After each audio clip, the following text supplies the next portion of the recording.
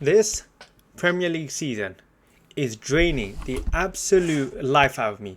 It feels like this Arsenal side is just crawling to the finishing line. Arsenal once again have failed to capitalise. That's now back-to-back draws in the Premier League, especially when Manchester City have dropped points. Arsenal are failing to take advantage of Manchester City's drop points, and it could come back to haunt us. I couldn't make a match reaction after the game straight away, and thank God I didn't because it was just so poor. I was just too heated. But yeah, I mean, a lot of our top players just didn't perform. I mean, that game also just looked like they were out of ideas, and we were just hoping for a set piece to come save us. Mikel Arteta, it's not just on Mikel Arteta. Of course, he did have some part to play, but a lot of the performance, of course, came on the players as well. I just don't think the lineup was right. I don't see why we rested Saka for when we have a useless Champions League game coming up. I mean, I don't think any fan out there really cares about the result against Inter Milan because regardless of whether we beat them or not, even if we lose, we can still finish in the top two if we just win the last remaining Champions League game. So I just didn't understand why we rotated for useless.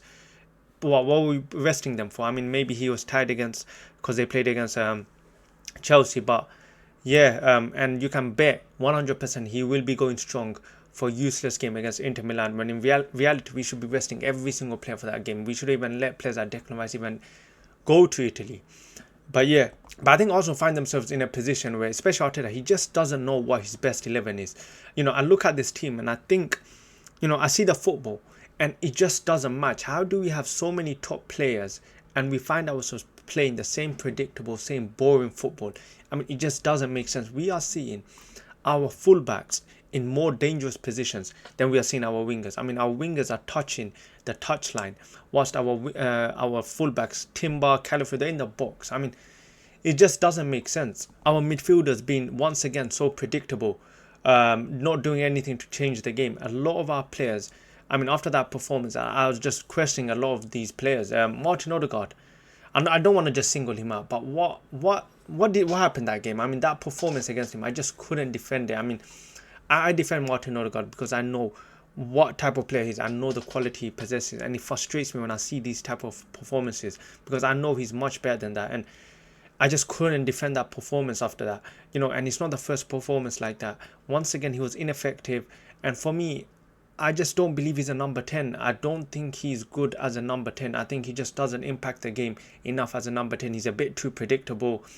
I mean, we have a 65 million pound number 10 on the bench who for some reason has now gone behind Mikel Merino in the pecking order. I mean, Mikel Merino in a game we needed a goal is coming on ahead of Eze. I mean, in what world would we have ever imagined that? I mean, it just doesn't make sense. Arguably, our best period of the season came from when we beat Tottenham, Bayern Munich, drew to Chelsea. I mean, those three performances was probably our best performances this season, and it came with a midfield of Rice, Zubimendi, and Eze. And I don't know, since that loss to Villa, Eze is nowhere to be seen. Literally, he's nowhere to be seen. He was benched four games back to back, and we got players like Wanyeri, even on the bench who can change games. And I want to know something, okay? Because this really annoyed me. We have Kai Havertz, who was on the bench against Forest. He didn't come on, okay? Clearly, he didn't come on because, for whatever reason, but I personally believe maybe it's because he's not 100% fit. So, why is Kai Havertz on the bench? Because he clearly could have come on against Nottingham Forest. Maybe they didn't bring him on because they didn't want to risk him. So, why bring him in the first place? If you are bringing on a player you don't want to risk, like, it just doesn't make sense because you essentially wasted a sub. You have a player there who you don't even want to bring on. So, why not put Wanyeri who's ready, fit, who can play, he's not injured? It just, I don't know, like, am I going crazy? Like, surely it makes no sense bringing Kai Havertz when you don't even want to risk him. Why not bring the player who's fit in Wanyeri who can actually change the game?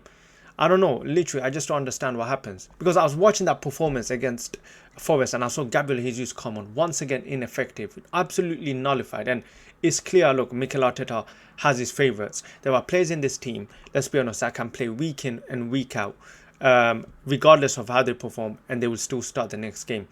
And there are some players who, after one bad game, they're never to be seen again.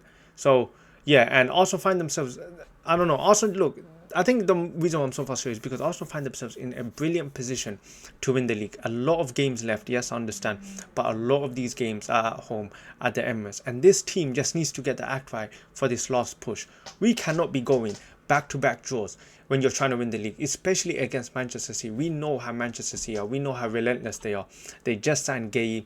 They got Semenyo. They can switch it on at any time.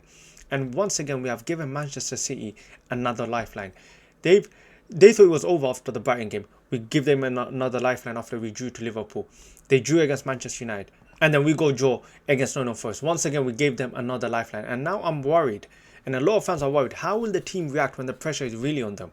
I mean, because it feels like Arsenal just always seems to prove the data is right.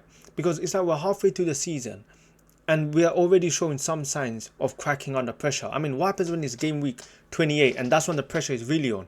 You know, you're going Spurs away. That what are we going to do then? That how is this team going to react? And that's why for me, until it's mathematically confirmed Arsenal are going to win the league, I'm not going to get my hopes up. I'm just going to stay calm and just see what happens. Because yeah, like I think as Arsenal fans, we just have PTSD from how many times when things look rosy, it just comes crashing down. So yeah, I just want to see how this team reacts. We got a game against Inter Milan. Personally, for me, I don't care. I don't think any Arsenal fan cares, because why does it matter? I'd want the whole team rested for that game, because we got a tougher game coming up. We got Manchester United, who literally just beat Manchester City, and they were a more dangerous side than Nottingham Forest. So Manchester United are going to be they're going to be up for it that game. They are going to be fully rested as well. So yeah, for me, literally rest every single player. Play Madueke, play who is on the left wing, play Martinelli, play Trossard, play Havertz, play Jesus, play whoever. It doesn't matter. The result doesn't matter about that game.